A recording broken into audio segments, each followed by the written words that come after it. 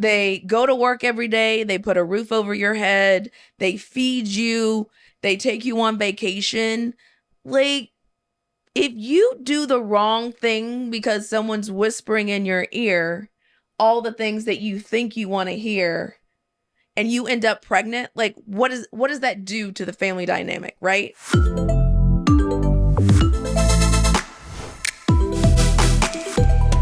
Welcome to another episode of Truth and Tonic for Women with Dr. Traci. We're here today with Tiffany. Tiffany has been my longest and best friend since the age of around 10 years old. So, we have some secrets that can go to the crypt with us, but we will not divulge all of those today because you know what we're going to do? As always, we're going to make it make sense. So today we're going to make it make sense with birth control. Everything you wanted to know, didn't want to know, or pretty much needed to know about birth control. Hey, Tiff. Hey, Trace. How are you? I'm good. How are you? Good. How was your day today? It was long, super long. 5:30 wake up. 5:30 wake up. But you get up and work out that early. I do. A little bit later, I get up at 6, roll myself into the gym and hear all kinds of craziness. Why the early wake up call? Mine's just what do you do? Work and teenagers, working at the high school, dealing with teenagers all day. So let everybody know why you are going to be one of those expert panelists when it comes to birth control today. Well, probably because I have 3 daughters and I work with teenage girls. Well, I work with teenagers all day. And, I feel like just coming at it from a more of a not so much a medical, look, but more of just hearing people talking to kids, making those contacts or making those kind of friendships with these young kids where they feel open to talk to me. And then they talk to each other. So I kind of overhear things. So what are we overhearing these days? What are the teenagers talking about these days? Are they talking to their parents about anything? Are they talking to their boyfriends, girlfriends? My kids do talk to me. I don't know. I feel like you and I, when we were younger, we talked more to each other. Right. Maybe not so much to our moms. I don't know why. Never to mine. No, I wouldn't have talked to Reva either. That would have scared me. Yeah. Black mother did not play. So, but I do think just from the past 2 years of working in a high school that teenagers really like to be talked to, like not like they're adults, but like their opinion matters. You know what I mean? Because I think they go into classrooms with teachers and it's so structured and they're there to learn. But when it comes to actually like making those connections with adults in my office, because I'm not a teacher, because I'm a clerk there, it's more relaxed. They're not expected to, do work and learn things. So sometimes we'll, have casual conversations.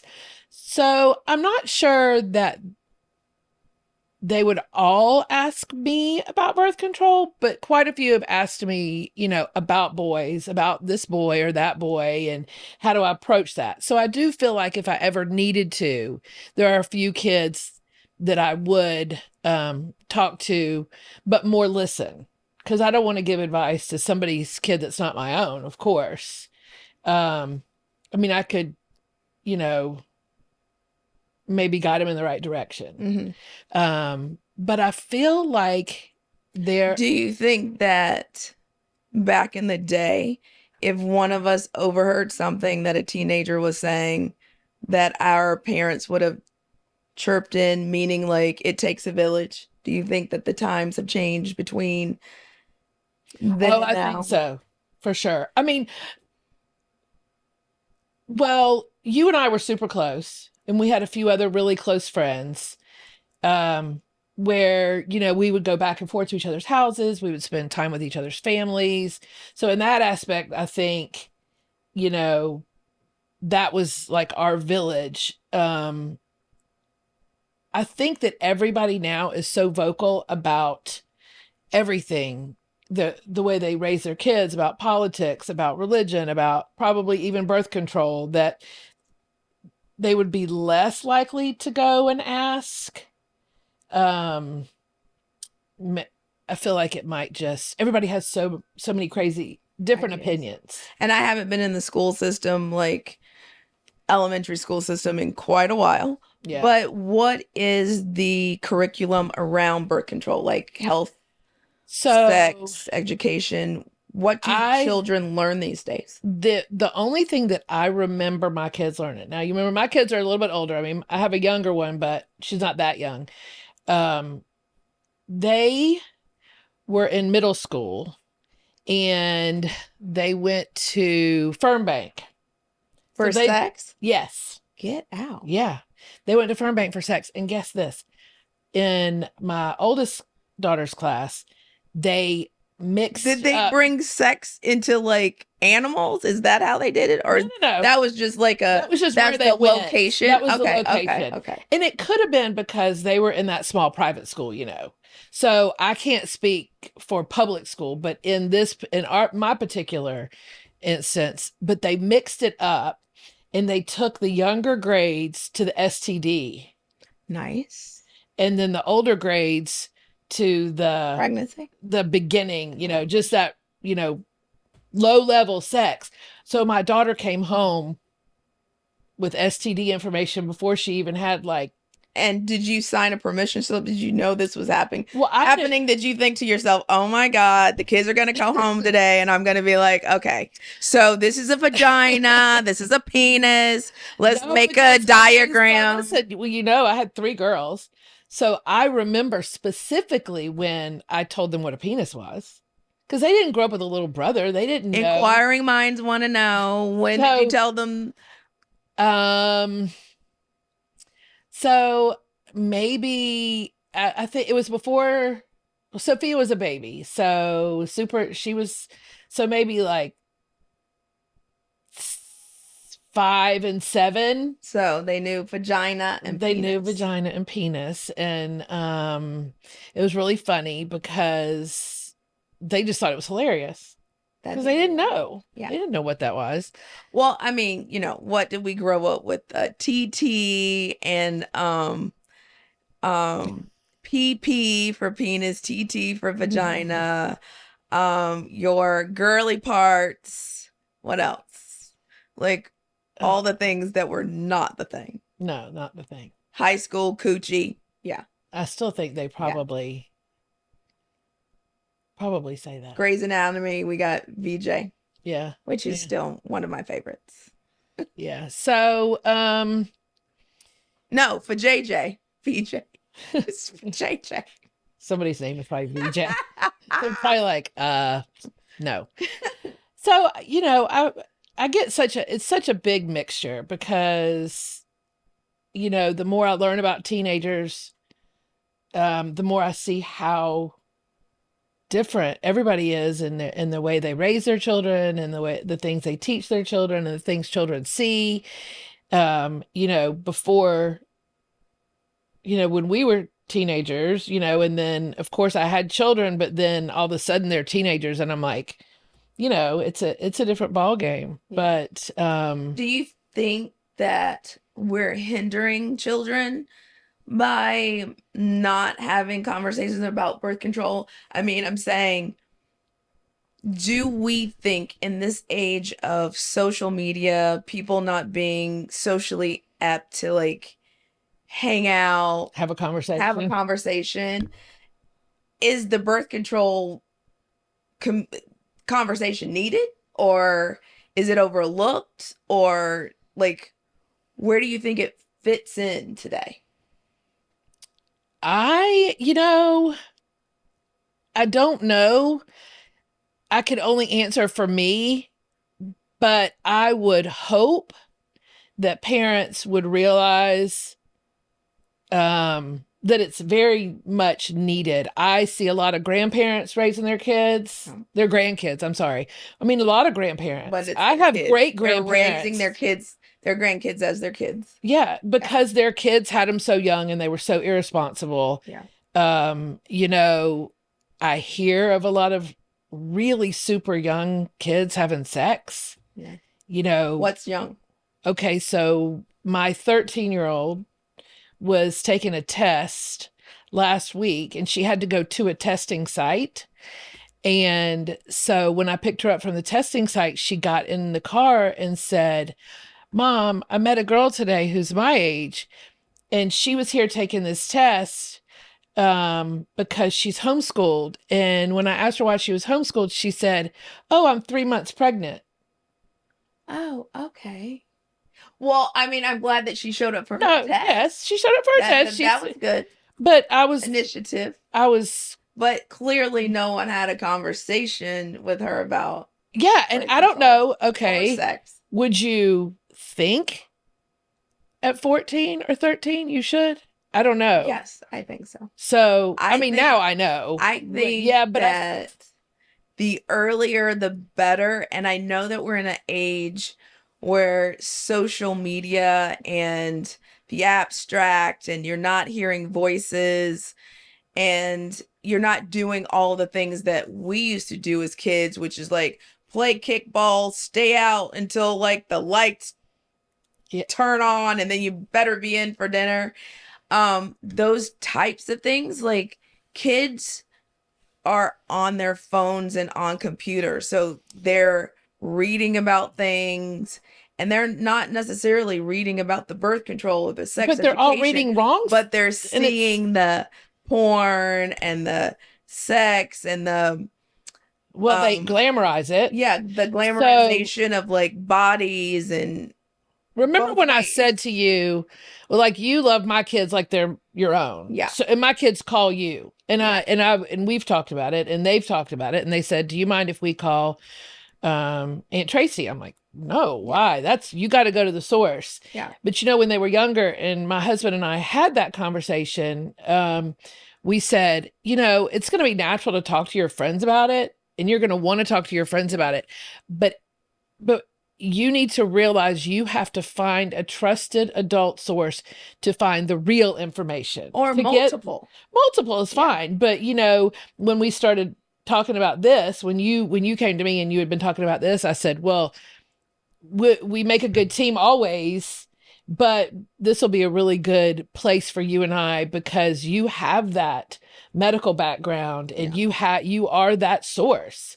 I might be a source of everyday living with teenagers and working with teenagers, but bottom line is you're the right source. Like, I would call you if I have called you. Yeah. And I feel like we're lucky in that sense, but I just would hope that people would find the right information to tell their kids, and they would want their kids to know how real it is, right? How real everything is. And some birth controls protect against pregnancies, but you have to worry about STDs too. Right. You can't. Right. And I think that that's one of the most important things. So I'm going to start here with my first, tidbit of information that's so important, because so many people don't understand this. And I would quiz all of my teenagers when they walked out of the office. And you would be amazed at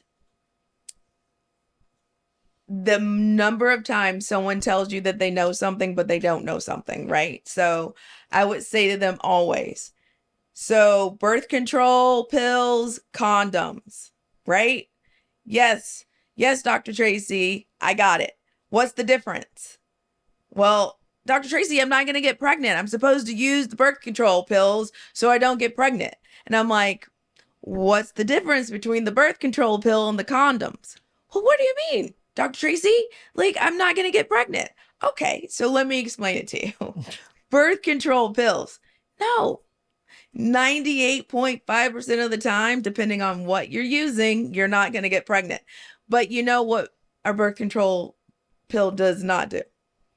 Protect against the STD. The STIs, right? So STI. we've gone from sexual transmitted diseases because we feel in the healthcare space that disease is so awful and shaming. So we changed disease to infection. It all means the same thing. So now we call them STIs. Birth control does not. Okay, let me go back. Certain types of birth control, they do not protect against STIs. So your birth control pill, your IUD, your birth control ring, your Nexplanon, your Depo shot, all great so you don't get pregnant. Condoms are how you don't get an STI. And I'm going to go into deeper detail about this in other episodes, but there are some STIs that condoms are a very good barrier against, but there's no 100% guarantee you won't get those STIs. So we'll talk about that at a later date. But right now, I want everybody to know that you have two types of birth control: those that protect you against birth, pregnancy, and those that protect you against STIs, which we don't want, right? STIs can lead to all sorts of things that you don't even think about. You can have an STI and not know it. It can lead to infertility. It can lead to PID, which is a really bad infection that can cause you to go to the hospital. Don't they link some of the STIs to like uterine cancer, cervical cancer, that kind of thing? HPV. There you go. So this is a big subject that we probably need to spend a whole entire episode on. HPV is a virus, but sometimes it can be self-limiting. So that means that, well, number one, it is sexually transmitted. That's the only way you can get it. Now we have a vaccine, Gardasil, that protects you against it. You want to take it before you're sexually active. You need 2 doses, which is an injection. Afterwards, up to 45. There's 3 injections. Works marvelously. I suggest anybody out there that wants to protect their children from HPV to think about it. I know a lot of people in this day and age don't want to talk about vaccines, right? So vaccines are the worst, this, that, and the other, but HPV has some really real implications because it's one of those silent things. You can have it, it can be self-correcting and you're fine, but then you can have it and it keeps going and it has no symptoms. You can get cervical cancer, you can get anal cancer, you can get throat cancer, you can get vaginal warts. It's like a whole gamut of things, right? So that's why it's important to know that certain types of birth control do certain things, but my number one suggestion to everybody out there is both. Birth control with a condom, unless you're in a committed or married relationship.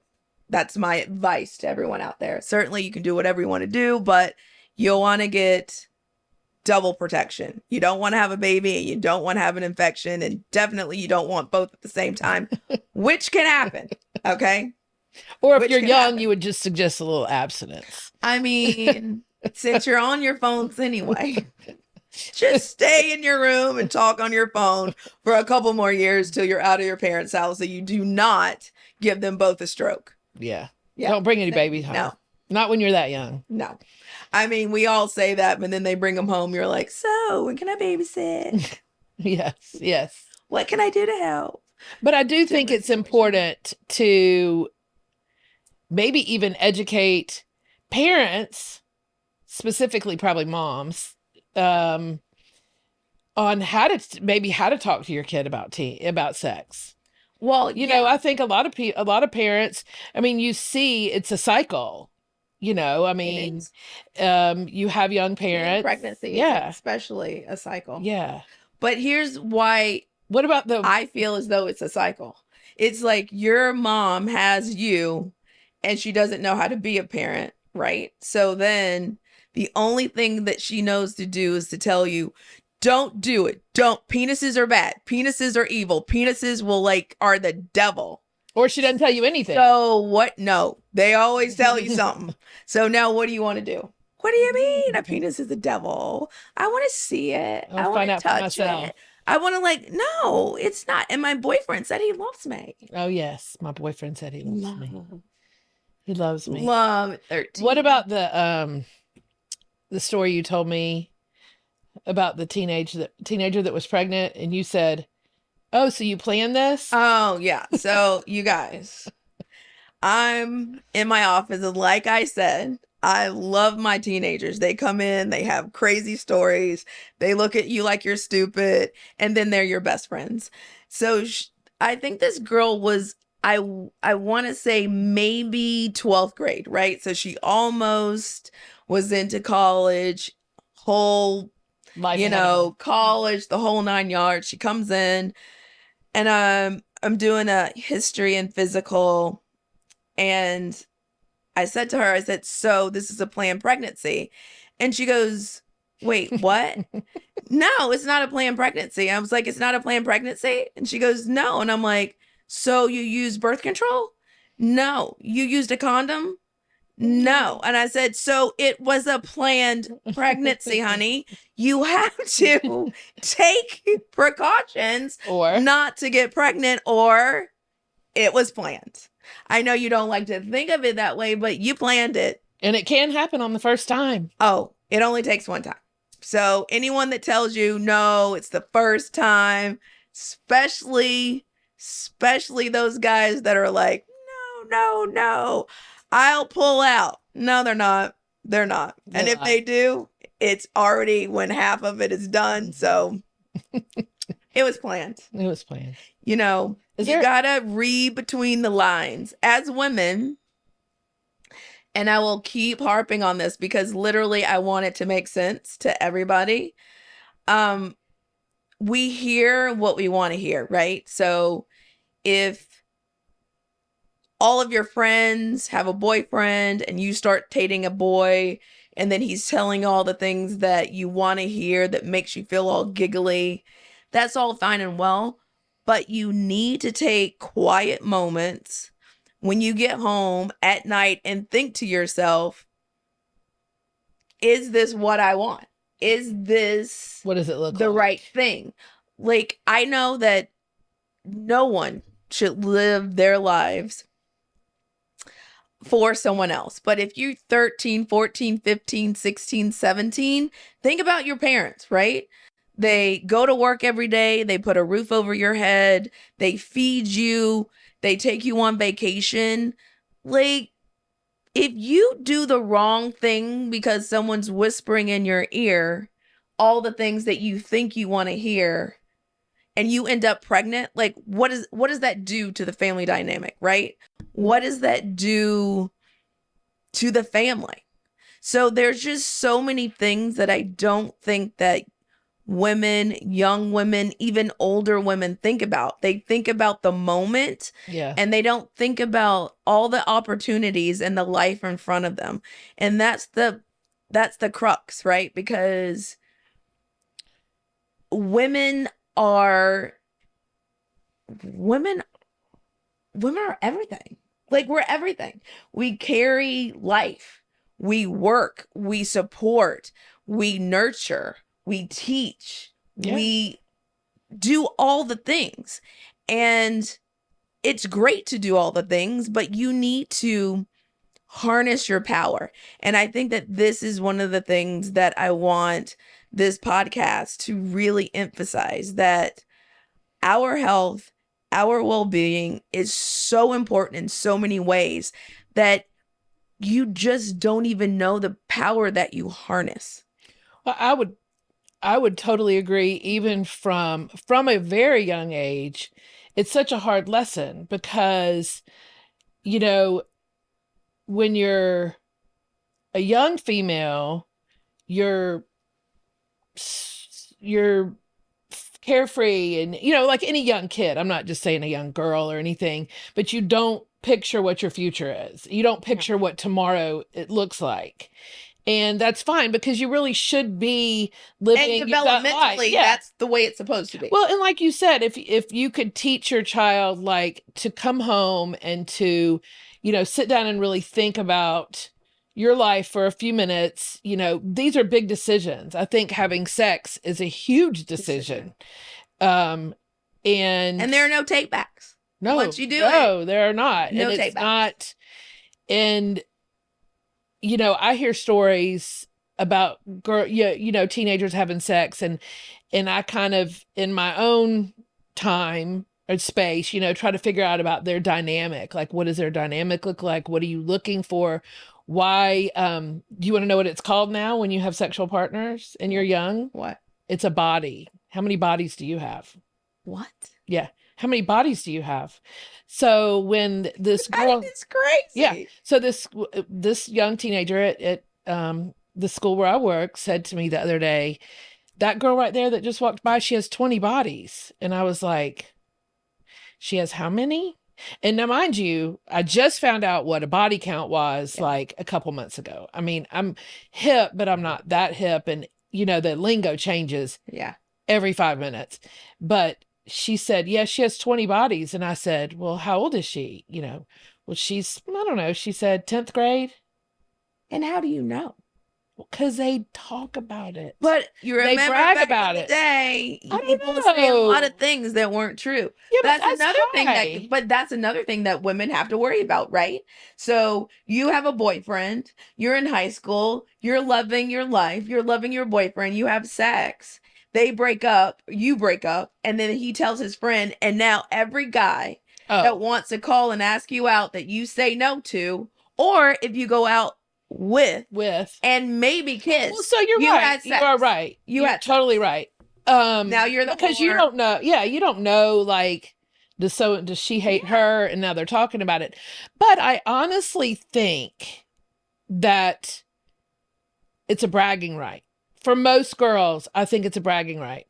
I could be totally wrong, and I would never judge one of those girls because they're all just amazing. Teenagers are just amazing people. They're so up and down, but in the minute, in the moment, they are just trying to learn. Yeah. They really are just trying to figure it out, and they're trying to understand. And that's why I think, like I said earlier, if somehow parents were more educated on how to talk to kids, because some parents don't want to talk to kids, you know, about it, and some parents don't mind it. Well, okay. But if kids are so casual about, oh, this is my body count. Right. Now they're so casual that I really want to revisit. But thinking of solutions, right? Let's just say parents don't want to have the difficult conversation. So, and we're going to Firm Bank to teach the kids. Yeah. How about, is it a possibility for schools to involve parents in a sex ed communication course to talk to their children, while there's a panel of people that can help facilitate so they're not that conversation? So we're not actually talking to the children, we're talking to the parents how to talk. And the children, like, you could bring your kids, either or. Let it be like first hour the parents are with the panelists, and then the second hour the kids come in, and now we're all a big family talking about issues, because this child over here might ask a question that the shy one over here doesn't want to. So I think that's a really good idea. I think it's a good idea. Possibility. I don't know. Hey, you educators out there, I'm asking you, in the school system, is that a possibility? Yeah. Would you, I think a lot of people would buy in to the knowledge. Yeah. To the knowledge. They might say, we as parents are going to go and talk to this panel, and we're going to go home and talk about it, because we've learned now, we've learned new things, because we all like to think we know everything, and we don't know everything. And why not go right to the source? So I bring up that, and now I'm thinking in my head, the caveat to that is, we live in Georgia, right? We live in the Bible Belt. Is it going to be like, I don't want church in the school and Oh, I yeah. don't want you talking about sex in the school? Some places 100%. Some So places. I think it. how are we going to educate our young people, our young women? It's Well, I crazy. think here, I think the more we talk about it and the more people listen to, your knowledge, my stories, and my point of view, and what other teenagers are saying, maybe that'll help. I think that going into the schools is a great idea. I don't know how hard that would be. I think Right. that's probably, like you said, like church and state or whatever. But I think if this platform got big enough and you were She to, meant when this when this platform. platform gets big enough, you were to say, let's take this on the road and we'll do local. Right. We go to a couple of local places, Yeah. and we have a night where we say, oh, come and have appetizers and drinks, and we're going to sit and I don't know, fill out something, ask us a question, or we just talk. And, Right. but I think the more people talk about it, the more normal it becomes and the easier it becomes to talk about it. And I Which is what's also, important, because I right. think kids think their parents are idiots anyway, Oh, yeah. They and they're don't not going to like it understand no matter me. what. Or they don't want to hear what I have to say. Yeah.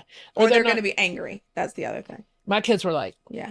just head down. Yeah. Like, how fast can we get this over with? Well, here's another thing that I think is important that I don't think many people know. So, some of my coworkers have come up to me. They have children that are like 18, 19. They're like, hey, I just want to call you, taking her into the gynecologist, and they're going to do the exam and blah, blah, blah. And I'm like, no, that's not what we do anymore. So here's an avenue that can help you if you don't want to talk to your child, you feel uncomfortable, you think you're going to give them the wrong information. Pediatricians are great, and your child can go to a pediatrician up until they're 18 years old. I actually think some pediatricians see children I think our office is 21. 21. So your midwife, your GYN, there are places where your teenager can go from 11, up until menopause, basically. Adjacent to, incongruent to, like, the pediatrician, where we sit and we have a conversation. Your child comes in, we ask the mother to sit outside, the father to sit outside. So it's a conversation between a professional and your patient. All of that is HIPAA protected, and they can talk to us about birth control. We're not doing a pelvic exam until you're 21 or sexually active. So that's a myth.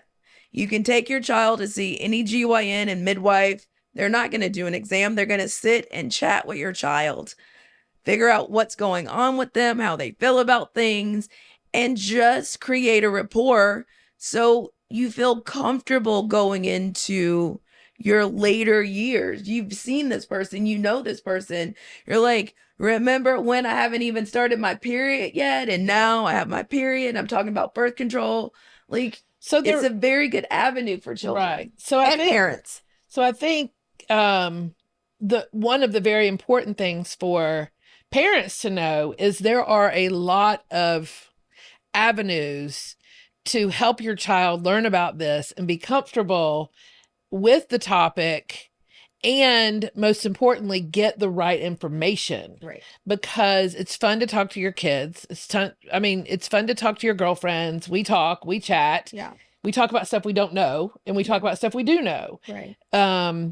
But it's important when it comes to this that the information is right. That's why I've even told my kids, like I said, talk to your friends. And if you don't want to talk to me, you need to find one or more trusted adults to get the right information, because that's what's going to keep you safe. That's what's going to protect you. Well, actually, if you follow their advice, yeah, and you do how they tell you, is what's Right. really tricky. And, you know, you could be in the heat of the moment and you could not want to disturb or piss your boyfriend off or something. And you can't do that. You can't look at it like that. And guys too, boys need to be protected against that too, because, you know, And there are boys can be girls. protected against HPV also with the vaccination. Yeah, because, you know, some girls want to have babies when they're young. Yes. And maybe your son doesn't. And so it's important for parents of boys, not just girls, to talk about this, because they need to know how to protect themselves. They don't want to be a teenage dad. Maybe they, you know, get this girl who wants to be a teenage mom. So it's equally important, boy moms, to talk to them. Yeah. You know, because as parents, as women especially, if we don't know how to do something, you know what we do, right? We need the house painted and we know we're not putting up some blue tape around the corners. We're calling someone to go do the painting.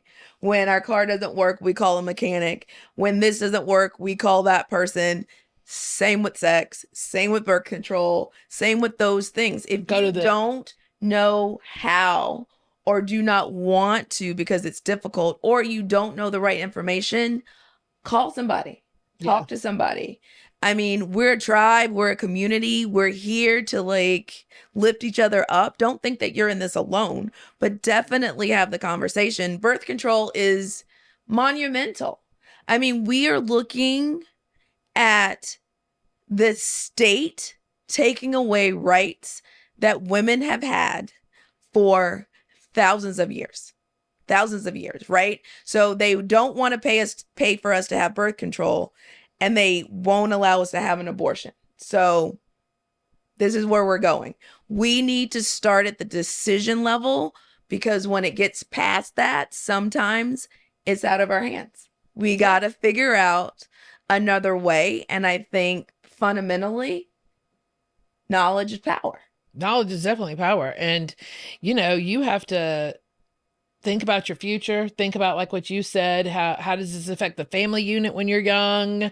You know, but again, it's not only about young people. There are older people who don't want to have kids. Right. They have to worry about those things. And, you know, they might not know the new things. Like they might not know, from what I've been told, that an IUD hurts. Yeah. Or they might not have been told, you know, there are other ways besides taking a birth control pill. Or maybe you're at a higher risk for blood clots. I don't know. I'm just, you know, so older people need to find out the correct information too. And there's always something new, I guess, right? There's always new medical stuff. New, but I like when you're sitting here talking about that, I'm thinking about, what about the teenager who has a baby and still doesn't know about birth control and thinks that they can go home and have sex and not get pregnant because they just had a baby? The same people who think that the first time they have sex that they're not going to have sex. So like, it's a conversation that needs to be had when, you know, you come across someone that's pregnant, a young person, talk to them about birth control and ask them what they know about it, because hello, you can have another one. Do we want to have another one? Like, what are we doing? Right. Yeah. It's a crazy kind of, I think it's like kind of like mental health. People don't like to talk about it. No. People don't like to talk about sex. And people like to talk about sex. Yeah. Okay. They do like to talk about sex, but they don't like to talk about the fundamentals of sex. Yes. Which means they like to talk about the sex, the fun part. Sex, procreation.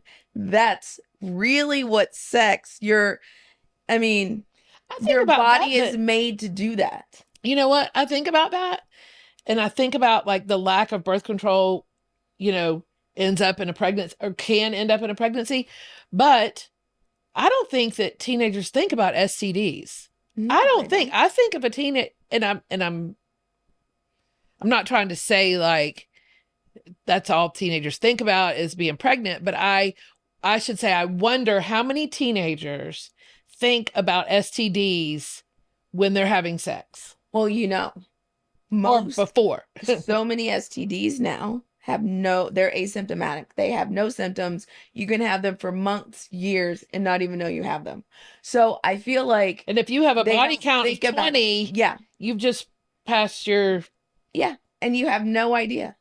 Like especially males, they never basically show symptoms until Oh, it's dire straits, right? So it's all about context. It's like, hey, um teenagers don't think about STIs because nobody's talking to them about it. It's like one of those things like, we talk about don't get pregnant or don't get a girl pregnant or but don't get pregnant, but we don't talk hey, about there's like, herpes. You want to talk about it? There's HIV. People think that HIV just totally disappeared, but nope. no, it's still there. Chlamydia, gonorrhea are the two most responsible STIs What is that? for infertility. So Oh, those two that can like be asymptomatic for months, years. Those are the reasons that people, when they get in their 30s, 35, 40, want to can't have a have babies. kid, can't have kids because Really? they've scarred your fallopian tubes and you never even knew you had it. And it's simple to cure. It's just an antibiotic, but you don't know. Syphilis can kill you, make you literally crazy. But it's one shot of penicillin. Really? Yeah. I knew it could make you crazy, but I didn't know. This is why, and this is my next point. When you go to get an exam, whether it's your physical with your primary care physician or whether it's your GYN, and they ask you, do you want STI testing? And you're like, no, I've had a boyfriend for 10 years. No, I've been married for 20 years. No, ladies, get your test. Because one, we just want to make sure. We want to be 100% for sure. But it could be something that was dormant but or something. It could be something that one of you had from way back in the day and you never got tested. Every single year, get chlamydia, gonorrhea, syphilis, HIV. Let's get it done. Because Really? Do you do that? Every single time. I take the test so I know that if something happens, I can come home and kill my husband if something's awry because I don't like to wear orange, but I will kill him. But yes, I do because you don't know what's out there. You don't know what people. No, I get it. But yeah, totally. I totally get it. I would have never thought about that. Time. And when I have patients that come in and I'm like, you want your, STIs, but I'm married, you should do it anyway. Okay. Always. Because you just never know. I've had people come in pregnant, married for 10 years, and I have to tell them they have HIV. You don't know. You do not know. That must be a hard conversation. It's a devastating conversation. Or to tell a patient who's like 9 months pregnant, they have chlamydia. And the husband's screaming at me, well, I didn't give it to her. Okay. Well, I don't care. You don't get it from toilet seats, people. You don't do that. Well, isn't there an STI that can be passed on to the baby during delivery? All of crazy. Them. Oh. All of them. Herpes, if you don't want to have a baby, you can blind your baby. So many abnormalities that you can have a baby if you've had something. You just can't have a baby with whatever. But you want to know that you have it, and we want to know that you have it so we can treat it. Right. If you have herpes and you have an outbreak, we do a C-section. You don't have a vaginal birth. By no means. Chlamydia, gonorrhea, we want to test that in your 3rd trimester because we want to clear it up so baby can have vaginal. So back to the whole condoms are your best friend unless you want to get pregnant and or have an STI. I like birth control plus a condom. And when I say birth control, I mean all the methods. Right. But condoms are your best friend when it comes to regardless of barrier protection. Right. So regardless of what kind of pregnancy, what kind of birth control you're on, you should always. Yeah. And there are female condoms. Everybody gets confused about those, but it's a condom and we put them in just like back in the day, I know a lot of people use diaphragms, so a Um, female condom kind of is like that. round with uh whatever they're using in the middle with another ring. So when you get ready to have sex, put it in the vagina, you like stick it up there. So it's like a whole little barrier against everything. So, some guys don't like, what is the expression? I don't like, what's the raincoat thing? To put on the raincoat or Yeah, it feels like I'm walking in the rain. no, what do Like, they call it? They I don't know. said I can't think, but it was the dumbest thing ever. I just still do think it. it's stupid. And it's like, what? I can't feel anything. Yeah, you can. Like, I don't know. Then I Like, don't know what are you what. doing? Like, okay. But that's really good advice for the teenage male, like that doesn't want to be a teenage dad. That's in your best interest. Yeah. Like, women have a Totally. responsibility too. Yeah. Women can walk around with a condom for men or a female condom. Yeah. Yeah. And hey, take your birth control. I mean, I have friends with sons, and they like my one friend says, "No, I put them all in their Well, their and underwear drawer or I whatever. remember back in the Like day, here they are. they were I'll buy trying. them for you." I remember back in the day they were trying to put condoms and something else in schools. So like if you're gonna do it, and no, that's promoting sex. I see. No, No, that's protecting you. So they're gonna do they're what gonna do what they're gonna do. You don't have to give them a condom or put it on a Can you billboard. just give them a little like crutch? Yeah. Can we give them a little breathing room? So if you don't want to talk to us, you don't want to talk to anybody else, at least you have some options. Yeah. Well, yeah, because you can teach them, but ultimately it's their responsibility. It is. But at the end of the day, you get pregnant at 15, it's more than your responsibility. It takes a village. And it's your family, your sister, your brother, your mother, your father, your grandparents, and the friends around you. So it's an important conversation. Birth control is an But important I think conversation. that some of those TV shows now glamorize teenage pregnancy and having kids at when you're a teen, and I just don't. And I think even with social media now, Yeah. they see it, and so then we're just going to add a TV program where we make these people famous, and it looks like it's so easy, and it is Well, so not easy. I have to say, I'm one of those people Well, that I will check out a reality show in a minute. I watched did you really? intently these like TLC like Teen Mom. teen, and I'm like, if anything is birth control, this show is. I'm like, what? Your boyfriend is such a moron. Like, what are you doing? Like, what are we doing right now? You don't have a job. You're living with your parents. Your parents are still telling you what to do, and you have a whole baby. You can't go out anymore. Your friends don't like you. They might like you, but they don't want to hang out with you. Yeah, for 5 minutes. Baby. Yeah, I yeah. don't even want to for 5 minutes. I'm going out. Sorry. I'm gonna go have cocktails. Yeah, here's your baby. Here you go. Yeah, no. But I mean, I can see how there's just some people who were born, I think, to be parents, and they're gonna get pregnant at like 16 to 18 and love every minute of it. Really? Yeah, I do believe that. I've come across them. Oh, okay, I could say that. I could see that. And then I could see them when they're, so I was an older mom, but so I did all the things and then I had Yeah. kids. But, if you have babies when you're young, then you do all the things. Hopefully you can do all the things when you get Right. older. Well, here's another thing that like baffles me about birth control. So I've had so many patients, the hospital that I work for in New York, I would get patients that would come in and they would be 35 and under and have 4, 5, 6 kids. And they would say to me, I want a tubal ligation, which is permanent sterilization. Sometimes it's not 100%, but basically that's what you're going for. They're basically like, I don't want another kid. I will, hurt myself if I have another kid.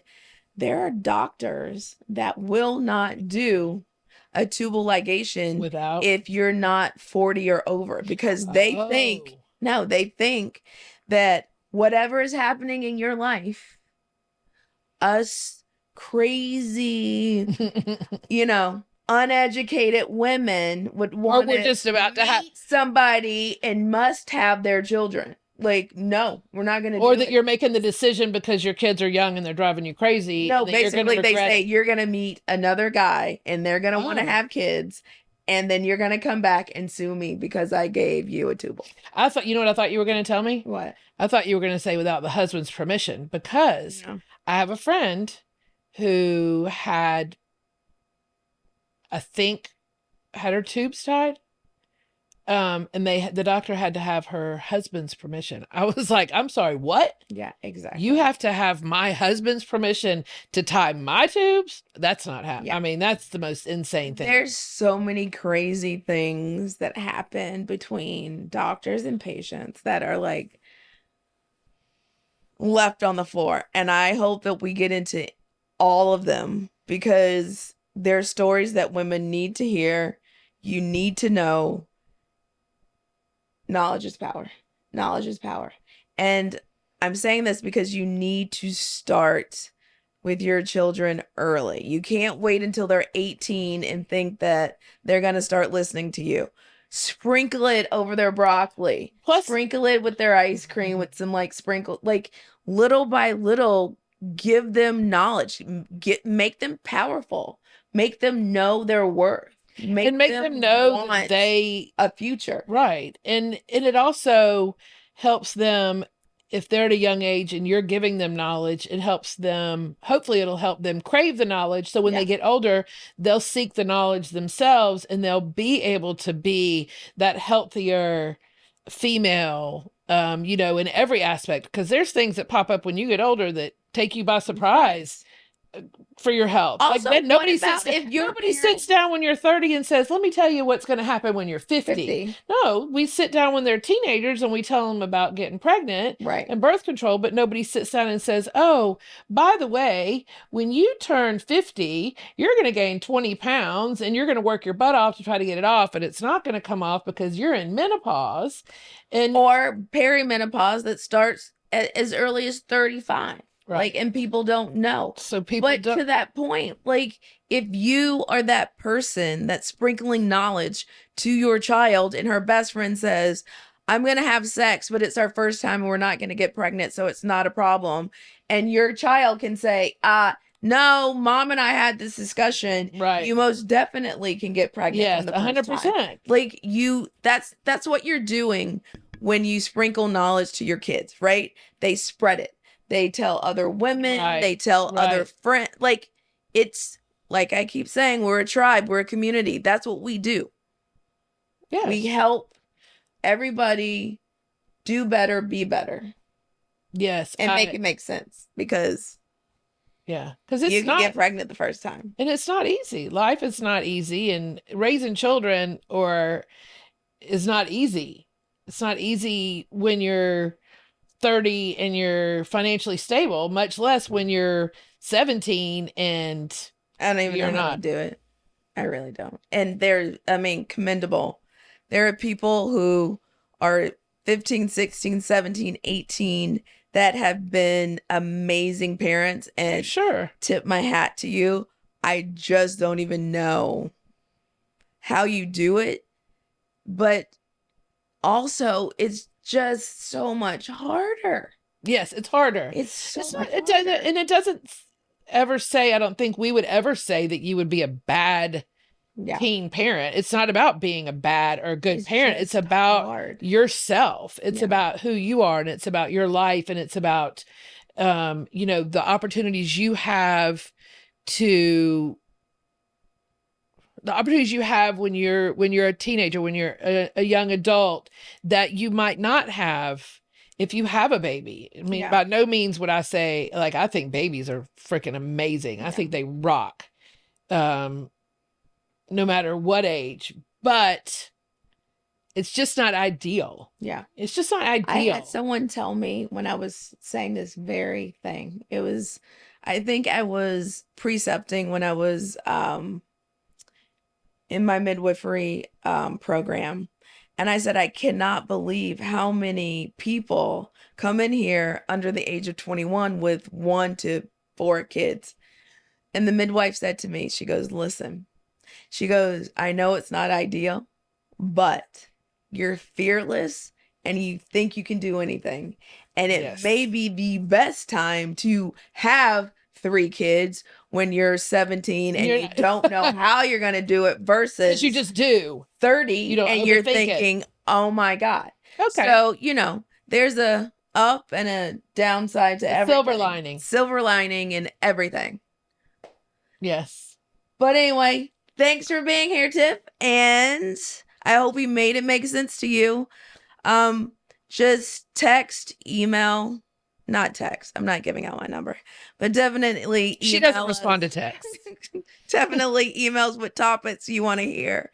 We'll be here weekly, making it make sense, and hopefully all of this made sense tonight. Thank you for watching Truth and Tonic for Women. If you have any questions, leave a comment and let us know. Also, follow us on social media to interact with the community. Like, comment, subscribe. I'll see you in the next video.